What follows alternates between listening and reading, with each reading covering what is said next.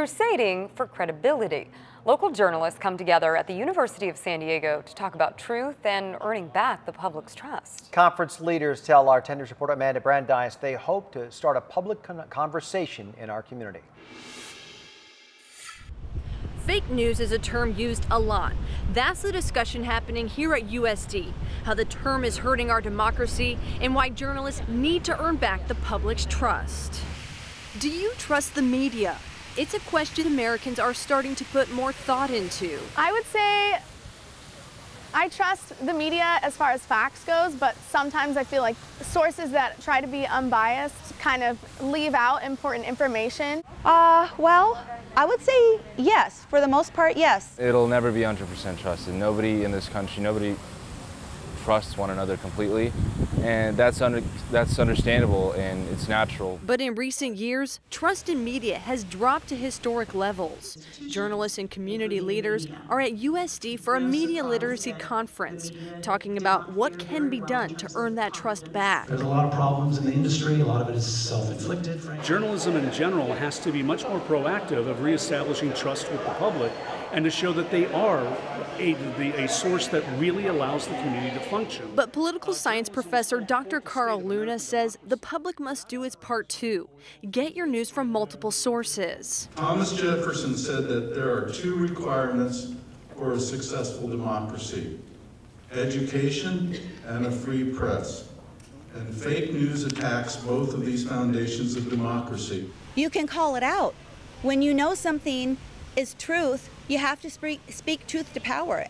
Why don't we trust? Dr. Luna believes there's a price tag for buying into the fake news phenomena. Without a free press and a believed and trusted press, our democracy simply is not going to survive. Amanda Brandeis, 10 News. We are in interesting times. The San Diego Library offers a media literacy course teaching people to recognize the difference between real news and so-called fake news stories. The next course is tomorrow at the University Heights Library. You can also find online tools through the Society of Professional Journalists.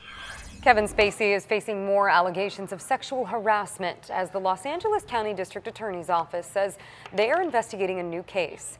The Sheriff's Department presented the sex crimes case April 5th, but details haven't been released. This is just one of multiple accusations Spacey is facing in the U.S. and the U.K. He was fired from a starring role in the Netflix series House of Cards last year as a result of the controversy. The aircraft carrier USS Carl Vinson will return to San Diego tomorrow, but some of the crews got to fly home early and their families were right there to greet them.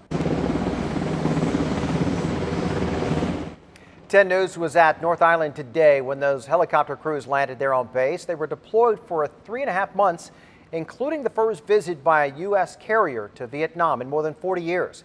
Families waited in the hangar, watching their loved ones touch down, and we spoke with one woman who already has big plans for the night.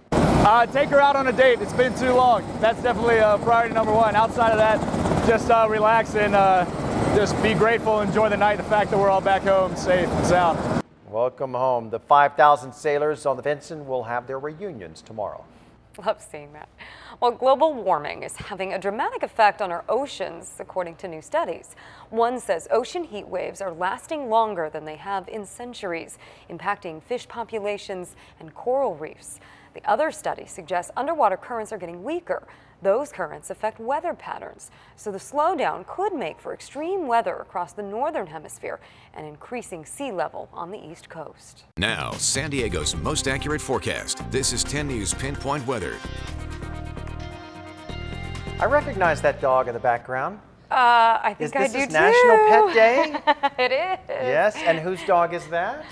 We are celebrating with our own. Yes. And this one is actually Lindsay's. So Carl is going to be starting our show with our National Pet Day. He's taking over the screen. Isn't that the cutest thing you've ever seen?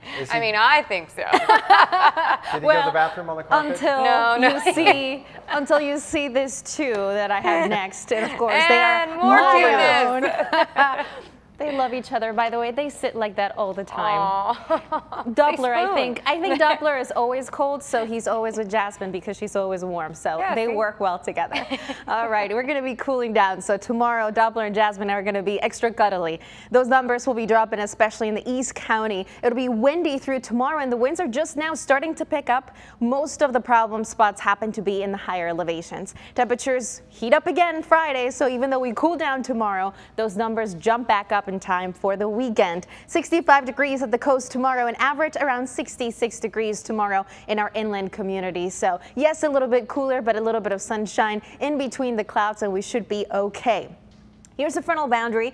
We see a lot of rain in the northern tier of the state, but of course, this is not going to make it all the way down here. Our models are, I think, a little bit overreactive at this. You can see a little bit of a green there as we go into tonight, a little bit more tomorrow, but our chances are so small, so tiny. I think yesterday, Steve and Lindsay ran out of adjectives to describe this, but it's just going to be so small that we're really not going to see much. Our high wind warning has been extended as we go into tomorrow, and those wind gusts could be as high as 60 miles per hour. Isolated areas could see wind gusts of up to 70 miles per hour. Temperatures tonight dipping down in the 50s with the winds picking up. Is going to feel much cooler. Areas like Mount Laguna could see those stronger wind gusts. With temperatures in the upper 30s, it's going to feel pretty cold out there tonight. 56 in Chula Vista, 57 in San Diego, and 56 in Carlsbad. As we go into tomorrow, 66 degrees Ramona, and San Diego will keep it right around 67. A cooler day, but it's still going to be fairly comfortable in areas like Poway, 68, 67 in Escondido. And finally, Ramona taking a break after those really warm temperatures and record-breaking heat for the beginning of the week. As we go into our 10 News Pinpoint 7-day forecast, tomorrow winds picking up at the coast, and average the winds will be 15 to 25 miles per hour. Wind gusts as high as 30. That's going to be true for the coast and valleys, so pretty much everyone is going to feel some wind. But again, the problem is going to be for the higher elevations. Our Friday, 73, 77 Saturday, your best day this weekend.